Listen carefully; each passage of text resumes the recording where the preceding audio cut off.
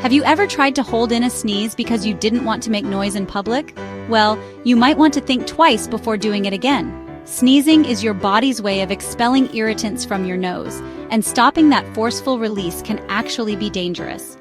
When you hold in a sneeze, the pressure inside your nasal passages increases dramatically, which can lead to ruptured blood vessels in your eyes, sinus infections, or even a rare but serious risk of damaging your eardrums or causing air to escape into your skull. While these extreme cases are rare, it's always safer to let your sneeze out naturally. Just cover your mouth and nose to be polite. So next time you feel a sneeze coming, don't hold back. Your body will thank you for it. For medical consultation, call 281-271-3888 today.